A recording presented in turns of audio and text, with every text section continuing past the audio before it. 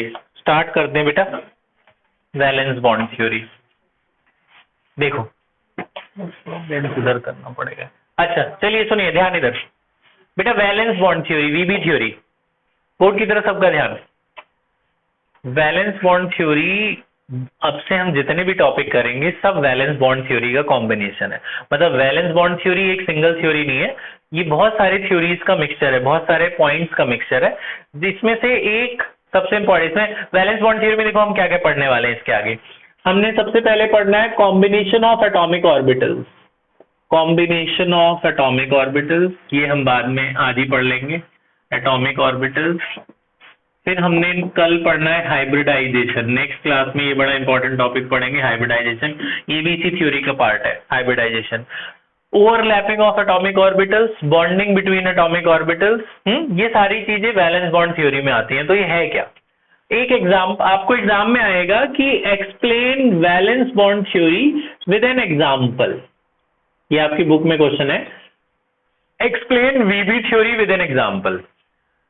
तो valence bond theory में आप एक सबसे सिंपल मॉलिक्यूल लोगे, सबसे छोटा मॉलिक्यूल कौन सा होता है, सबसे छोटा मॉलिक्यूल हाइड्रोजन, सबसे स्मॉलेस्ट एटम हाइड्रोजन है, उससे मॉलिक्यूल क्या बनेगा H2।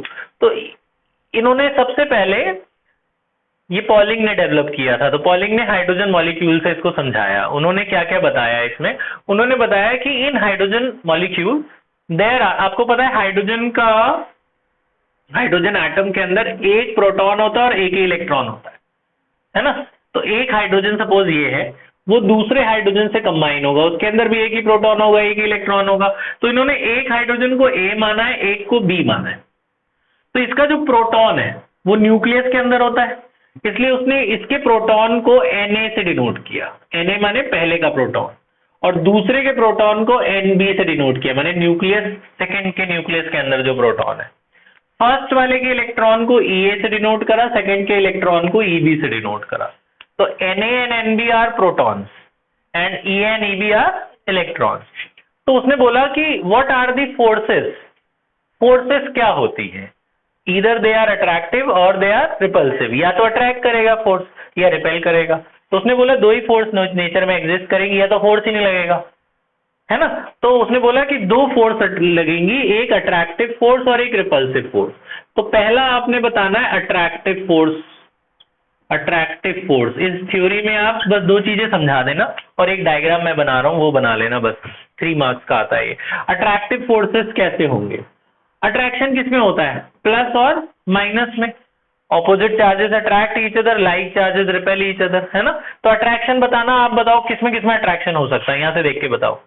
ये प्लस और ये माइनस है, सेम प्रोटॉन और सेम इलेक्ट्रॉन के बीच में हो सकता है, यानी Na में हो सकता है और Nb में हो सकता है। एक अट्रैक्शन इसमें हो सकता है, और दूसरा ये एक केस बना, ऐसा भी सकता है कि मेरा प्रोटॉन और उसका इलेक्ट्रॉन हो, डिफरेंट प्रोटॉन और इलेक्ट्रॉन के बीच में हो सकता है, यानी Na और Eb और Nb और Ea। तो अट्रैक्शन इनके बीच में हो सकता है, सेम प्रोटॉन इलेक्ट्रॉन और डिफरेंट इलेक्ट्रॉन डिफरेंट प्रोटॉन के बीच में, क्योंकि इनमें तो मॉलिक्यूल में बॉन्ड बन ही चुका है, तो आपस में अट्रैक्ट रिपेल तो करेंगे एक दूसरे को, है ना। अच्छा जी, एक तो आपने बता देना जी अट्रैक्टिव फोर्सेस। अब आ जाते हैं रिपल्सिव फोर्सेस। रिपल्सिव फोर्सेस किसके बीच में, रिपल्शन किसमें होता है, सेम चार्ज में, या तो प्लस प्लस रिपेल करेगा या माइनस माइनस। बताओ रिपल्शन किसमें किसमें होगा, Na Nb में हो सकता है, Na Nb और Ea और Eb में हो सकता है। बस इतना ही बताना है आपने, और एक डायग्राम बनाना है, एक मतलब दो डायग्राम बनाने, एक में अट्रैक्शन दिखा देना, एक में रिपल्शन। कैसे दिखाओगे, देखो एक बार Na बना लेना, एक Nb बना लेना, एक Ea बना लेना ऐसे सर्कल, और एक Eb बना लेना। अब इनमें पहले अट्रैक्शन दिखा दो, बताओ अट्रैक्शन कहाँ कहाँ हो रहा था, Na Ea में हो रहा था, तो Na और Ea को ऐसे डॉटेड से दिखा देना, अपने अपने इलेक्ट्रॉन को, कि मतलब ये एक दूसरे को अट्रैक्ट कर रहे हैं, ठीक है, एक दूसरे की तरफ ऐसे खींच रहे हैं, ऐसे दिखा देना कि ये इसकी तरफ, दोनों तरफ एरो दिखा देना कि ये इसको अट्रैक्ट कर रहा है, वो उसको अट्रैक्ट कर रहा है, ठीक है। और इसमें भी ये इसको अट्रैक्ट कर रहा है, दोनों एरो साथ साथ बना देना, ठीक। और डिफरेंट वाले में भी तो हो रहा था ना अट्रैक्शन, डिफरेंट वाले में कैसे दिखाओगे, ये इसको करना था ना अट्रैक्ट, तो इसमें डार्क लाइन बना देना, एक में डार्क एक में डॉटेड, तो ये अट्रैक्शन वाली एरो हो गई।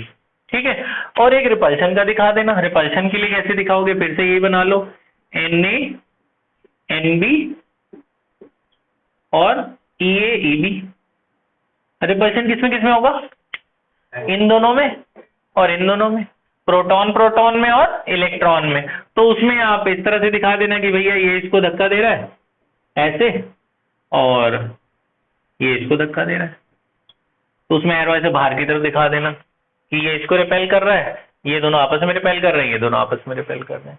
तो अट्रैक्शन में एरो सामने सामने, रिपल्शन में एरो ऑपोजिट दिखा देना, बस यही दिखाना है। तो वैलेंस बॉन्ड थ्योरी में सबसे स्मॉलेस्ट मॉलिक्यूल उसने हाइड्रोजन लिया पॉलिंग ने, और उसने ये दो तरह की फोर्सेस बताई, अट्रैक्टिव फोर्सेस और रिपल्सिव फोर्सेस। बस इतना समझाना है आपको, 3 मार्क्स फ्री गए, इसमें कुछ ऐसा खास नहीं। ठीक है, लिख लो, ये डायग्राम बना लो, ये दोनों, ये पॉइंट्स तो आप लिख ही चुके हो, जहां पे आपने लिखा है ना अट्रैक्टिव फोर्सेस, उसके साथ में ये भी लिख लेना वो, और वो डायग्राम बना लो। ये NaEb वाली बात भी लिख लो, क्योंकि आपने सिर्फ वर्ड्स में लिखे ना केसेस, उसमें NaEb और सब लिख लो।